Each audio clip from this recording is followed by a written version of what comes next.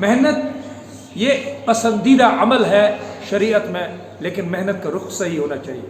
چور بھی بڑی محنت کرتا ہے، جان ہتھیلی پہ رکھتا ہے، ساری انسانیت سوئی ہوئی ہوتی ہے، وہ اپنا آرام چھوڑ کے دوسروں کے گھروں میں ڈھاکہ ڈالتا ہے، عزت بھی پامال ہونے کا خدشہ ہوتا ہے، جان جانے کا بھی خطرہ ہوتا ہے، اور اس محنت پر اس کو کوئی داد نہیں دیتا ہے، کوئی اس کو مبارک نہیں کہتا ہے، کوئی اس کو داد و تحسین کے الفاظ اور القاب سے نہیں نوازتا ہے، بلکہ اگر مل جائے تو اسے سزا دی جاتی ہے۔ کیوں؟ محنت بہت ہے لیکن رخ صحیح نہیں ہے، محنت کا رخ صحیح نہیں ہے۔ بعض ہمارے احباب دوست کہتے ہیں کسی ایسی کمپنی میں کام کرتے ہیں جس کی بنیاد ہی حرام چیزوں پر ہوتی ہے، جو شرعی طور پر ناجائز ہوتی ہے، تو وہی دلیل دیتے ہیں کہ ہم تو اپنی محنت کا کماتے ہیں، ہم دن بھر 24 گھنٹوں میں ہم 5-8 گھنٹے اس میں محنت کرتے ہیں، ہم تو اپنی محنت کا کھاتے ہیں۔ بھائی محنت آپ کرتے ہیں لیکن محنت کا رخ صحیح نہیں ہے، محنت کا رخ صحیح ہونا چاہیے۔ بحیثیت مسلمان ہمارے لیے یہ بہت ضروری ہے کہ ظاہری طور پر بھی ہمارا کھانا پینا اوڑھنا بچھونا پاک و صاف ہو، اور باطنی طور پر بھی وہ حلال اور پاک ہو۔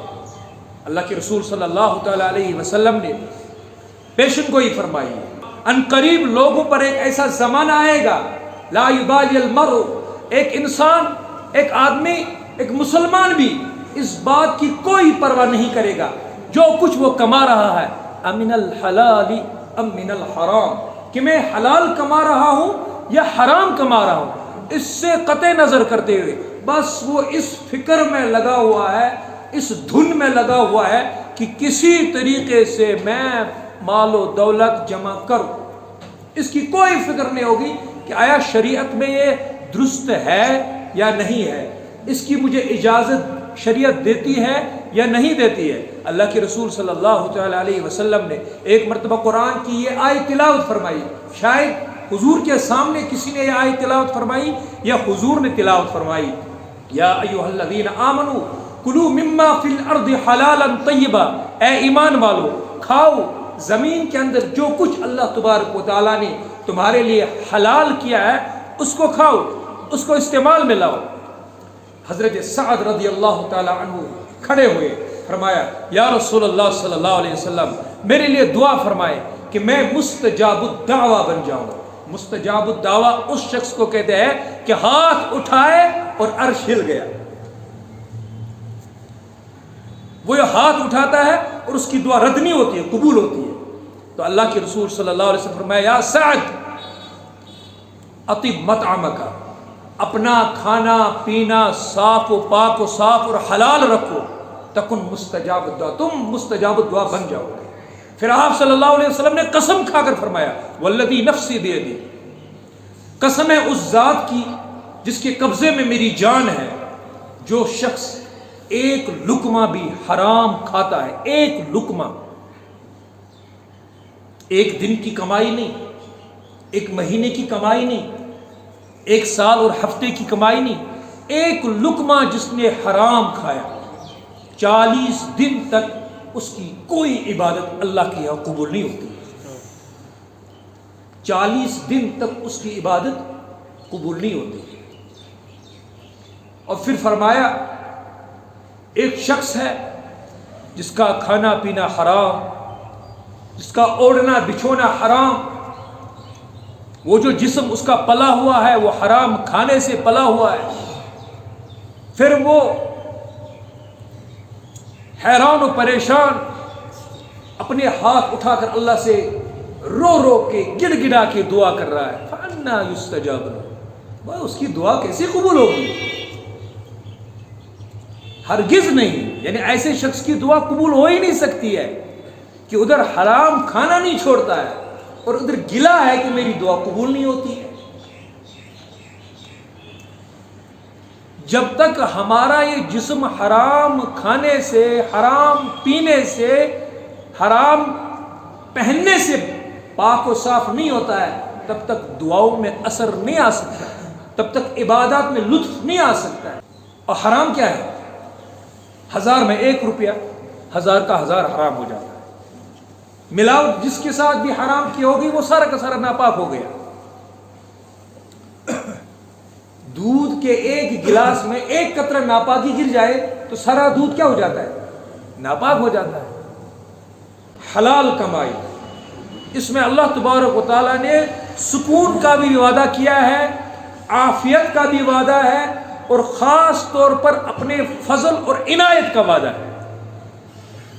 انسان کو ہمیشہ کبھی یہ انسان کو یہ ڈر نہیں لگنا چاہیے اگر میں نے اللہ کی عبادت کے لیے کچھ دیر کے لیے اپنی مزدوری، اپنی تجارت، اپنی زراعت بند کر دی تو میں فاقے سے مر جاؤں گا۔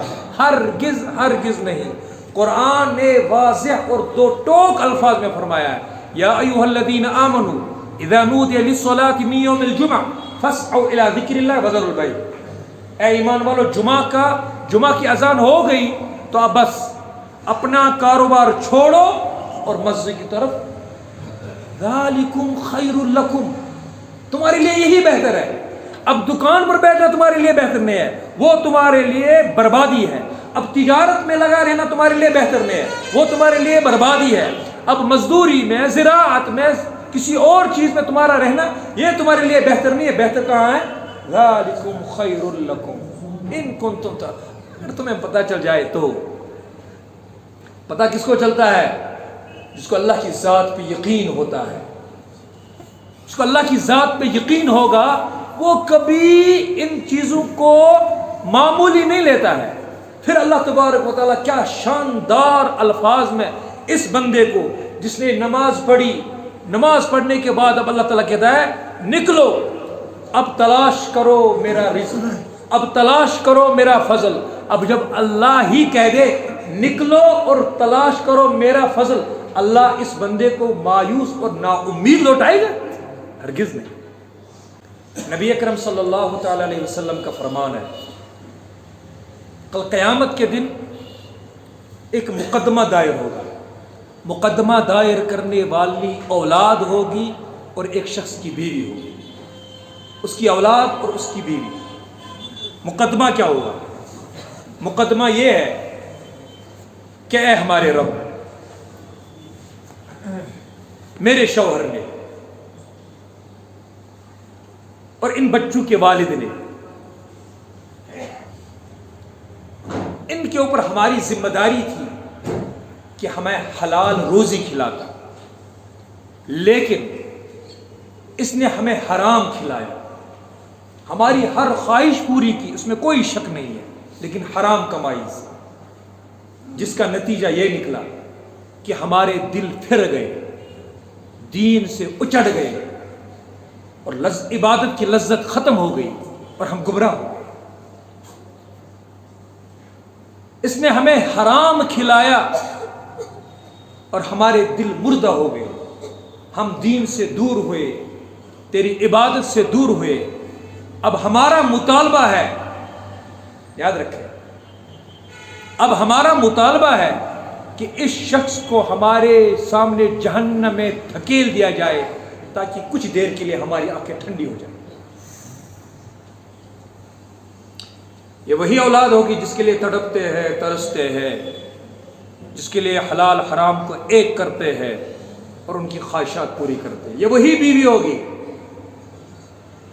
جس کے لیے سردی میں، گرمی میں، بارش میں، دھوپ میں پتھر توڑے، محنت کی، مزدوری کی، کبھی قلم کی چوری، کبھی زبان سے جھوٹ، کبھی زبان سے دھوکہ، کبھی عمل سے دھوکہ کیا کہ یہ خوش رہے۔ لیکن کل قیامت کے دن یہ ان کا مطالبہ ہوگا کہ ان کو جہنم میں ڈھکیل دیا جائے تاکہ کچھ دیر کے لیے ہماری آنکھیں ٹھنڈی ہو جائیں۔ اور پھر جو لوگ حلال کھاتے ہیں، اللہ تبارک و تعالیٰ نے کبھی ضائع نہیں کیا۔ خلیفہ منصور وقت کا بہت بڑا بادشاہ تھا، حضرت عبد الرحمن بن محمد بن ابو بکر، یہ ابو بکر کے پڑپوتے تھے غالباً۔ تو خلیفہ منصور نے ان سے درخواست کی کہ حضرت کچھ نصیحت کیجئے۔ بڑے شیخ تھے، اپنے زمانے کے بڑے بزرگ تھے، ولی تھے، بادشاہ لوگ ان سے نصیحت کی درخواست کرتے تھے۔ تو خلیفہ منصور نے ان سے کہا کہ مجھے کچھ نصیحت فرما دیجیے۔ تو انہوں نے فرمایا کہ سنی سنائی باتوں سے کروں یا پھر اپنے مشاہدات سے؟ فرمایا حضرت آپ کا جو مشاہدہ ہو بس انہی میں سے کچھ نصیحت فرمائیے۔ فرمایا سنو، میں نے عمر بن عبد العزیز کو دیکھا ہے، ان کی دور حکومت 2 سال رہی ہے۔ ان کے زمانے میں یہ بات مشہور تھی کہ بھیڑیا اور بکری ایک ہی گھاٹ پر پانی پیتے تھے۔ یہ انصاف، عدل و انصاف کا وہاں پر بول بالا تھا۔ اور وہ اپنے خلافت سے پہلے وہ شہزادے تھے، شہزادوں والی زندگی گزارتے تھے، لیکن جب ان کو خلیفہ بنایا گیا تو اپنا سب کچھ انہوں نے بیت المال میں جمع کیا، حتیٰ کہ اپنی بیوی جو بادشاہ خاندان سے تھی، شاہی خاندان سے تھی، ان کے پاس جو کچھ زیورات تھے سب بیت المال میں جمع کرائے، اور زندگی بلکہ بڑی سادگی کے ساتھ گزاری۔ عمر بن عبدالعزیز کا انتقال ہوا۔ انتقال کے وقت انہوں نے 17 دینار ترکہ چھوڑا، جائیداد۔ خلیفہ وقت کی جو جائیداد آخر میں نکلی تو وہ 17 دینار۔ 5 دینار میں کفن دفن کا مسئلہ حل کیا گیا، وہ کپڑے وغیرہ خرید کے کفن دفن کے لیے۔ 2 دینار قبر کھودنے والے کو دیے گئے، کتنے بچے؟